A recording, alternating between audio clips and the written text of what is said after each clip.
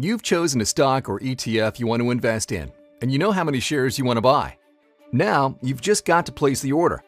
For novice investors, that may be trickier than it seems because before placing that order, they have to choose an order type.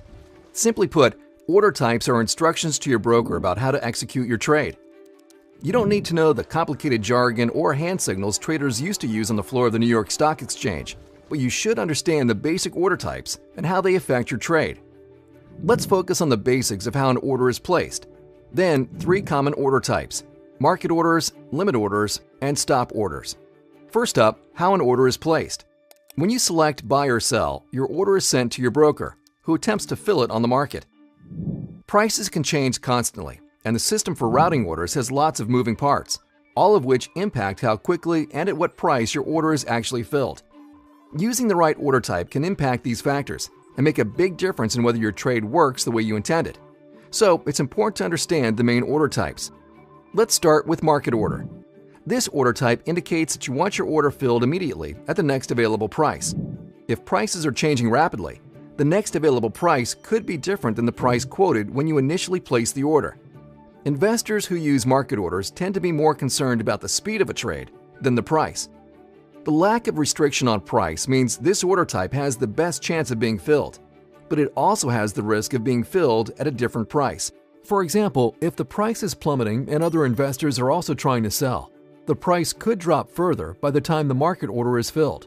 This could lead to a share sale at a price lower than what the investor intended. Likewise, if an investor places a market order after hours, the price could be very different when the order is filled at market open. Because of this, investors typically use market orders during trading hours and in highly liquid markets. This increases the chances of getting an order filled closer to the requested price. If your priority is to buy or sell at an exact price or better, you may want to use a limit order instead. With a limit order, you specify a price, and the order won't be filled until the stock can be bought or sold at that price or better. However, because of the price restriction, there's no guarantee the order will be filled quickly or at all. Investors generally use limit orders when they have a target entry or exit price and are willing to wait for the market to move in their favor. Let's say, for example, that a stock is currently trading at $55, but an investor believes it'd be a good value at $50 or less. This investor could place a limit order to buy the stock at $50. If the stock never reaches the limit price, the order would never be filled.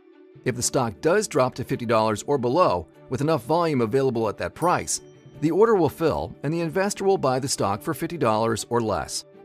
The last order type is a stop order, which is actually just a market or limit order with an activation price that triggers the order.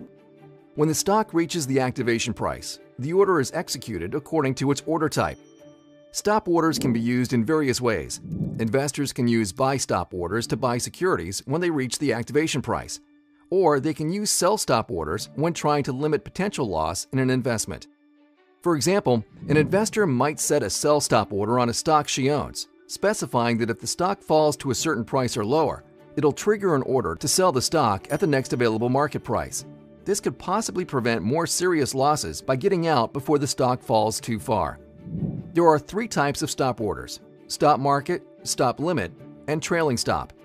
If the investor in this example uses a stop market order, when the trigger price or lower is reached, an order will be placed to sell the stock at the next available price. The benefit is that a stop market order may help get the investor out of the falling position quickly. The risk is that the next available price could be lower than what the investor anticipated. If the investor uses a stop limit order, when the stock falls to the stop price, it'll trigger an order that seeks to fill at the limit price or better. A potential benefit is being able to control what price the stock is sold at, but there's also a risk of the stock falling so quickly that the stop is triggered, but the limit order is never filled because the stock has fallen below the limit price. Investors can also use a trailing stop order. With a trailing stop order, instead of setting a specific activation price, you set a trailing amount or a certain dollar amount or percentage away from the market price. On a long position, you typically set a trailing stop below the market price in an attempt to lock in profits as the stock rises. So, let's say you own a stock trading at $100 and place a trailing stop order $5 below the current price. If the stock price increases to $110, the stop price would rise from $95 to $105, staying $5 below the market price. But if the stock were to start slipping, the trailing price would stay at $105, minimizing your potential loss on the position. Each order type has its advantages and disadvantages. Investors should plan ahead and decide which type of order is right for each scenario.